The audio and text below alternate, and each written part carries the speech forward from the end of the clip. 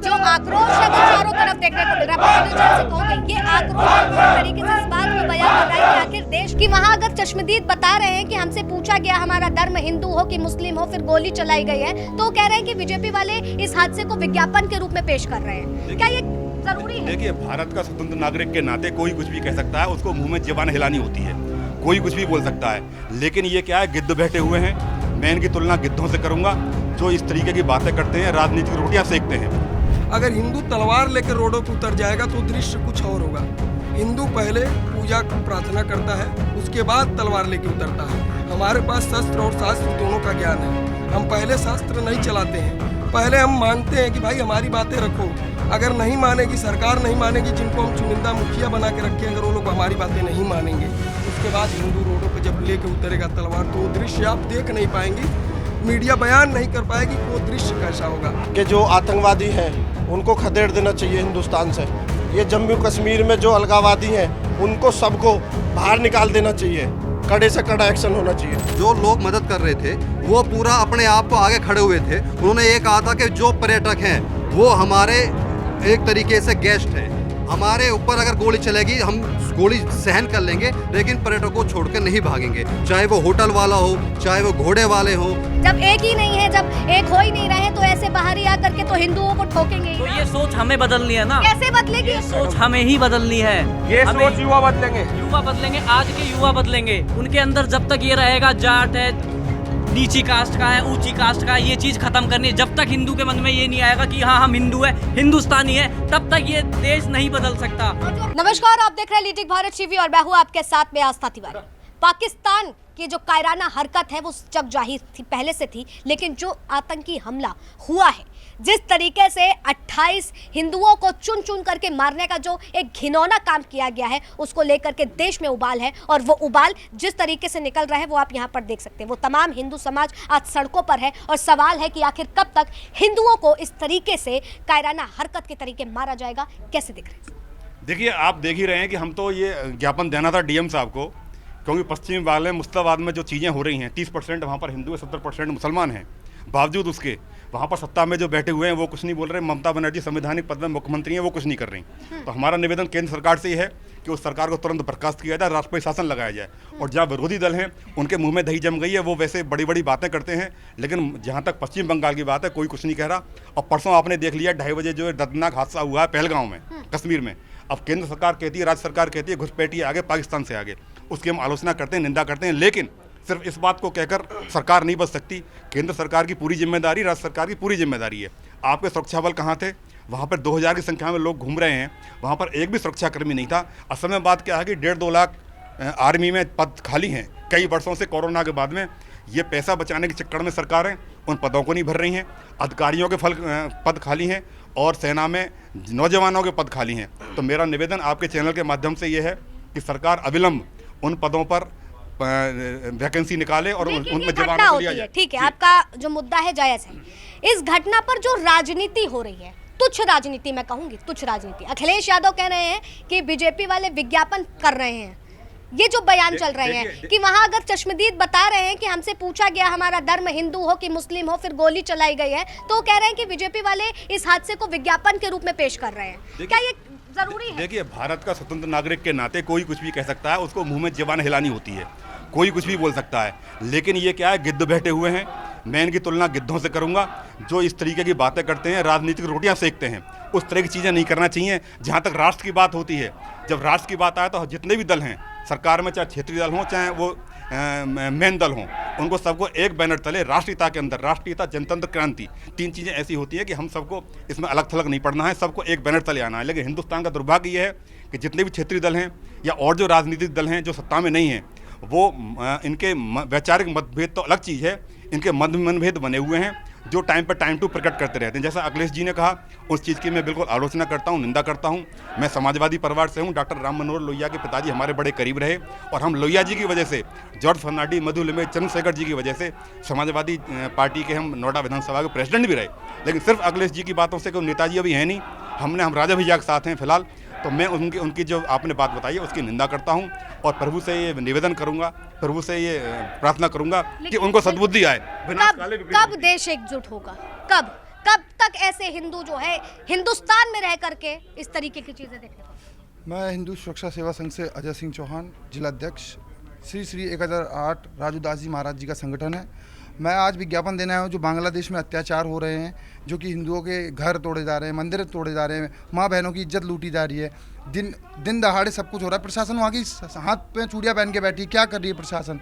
मेरी राष्ट्रपति जी से यही एक डिमांड है कि वहाँ राष्ट्रपति शासन लगे और सभी हिंदू भाइयों से अनुरोध है कि ज़्यादा से ज़्यादा संख्या में सभी भाई एक हों, क्योंकि हिंदुओं क्या है, कोई भी जैसे आज 10 भाई खड़े हैं तो वो कहें क्या होगा इससे।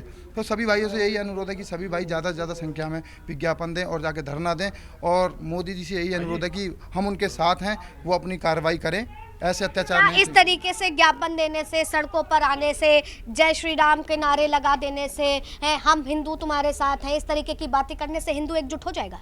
क्या लगता है? हम तो यही कर सकते हैं ना। क्या करें, हम तलवार लेके नहीं उतर सकते ना। हिंदू संविधान से बना हुआ है, हमारे यहाँ संविधान है। भगवान राम जब अयोध्या से जब लंका पे चढ़ाई कर रहे थे तो उन्होंने समुद्र देवता से प्रार्थना किया था, अगर हिंदू तलवार लेके रोडों पे उतर जाएगा तो दृश्य कुछ और होगा। हिंदू पहले पूजा प्रार्थना करता है, उसके बाद तलवार लेके उतरता है। हमारे पास शस्त्र और शास्त्र दोनों का ज्ञान है।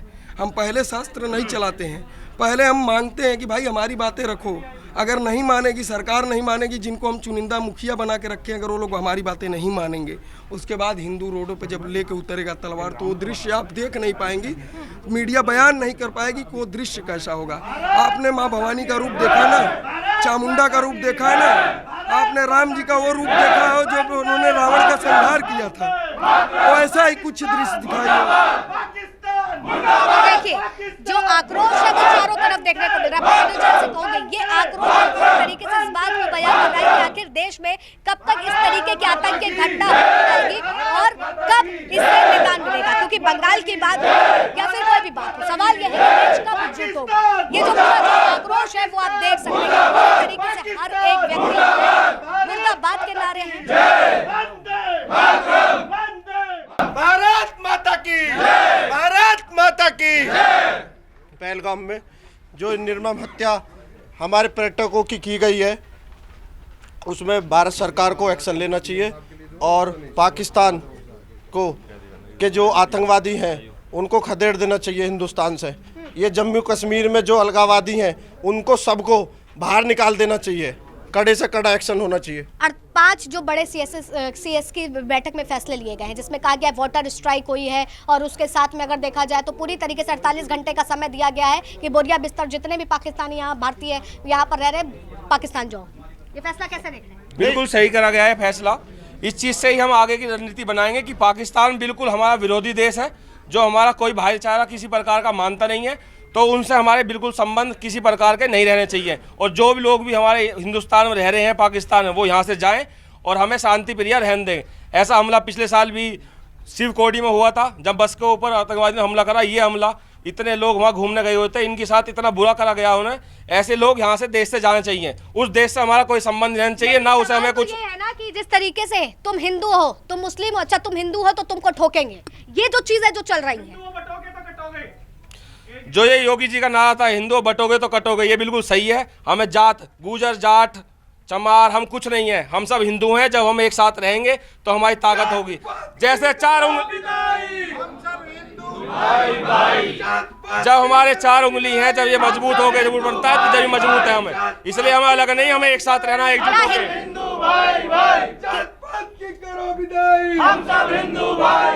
क्या हिंदुस्तान में हिंदू एक है?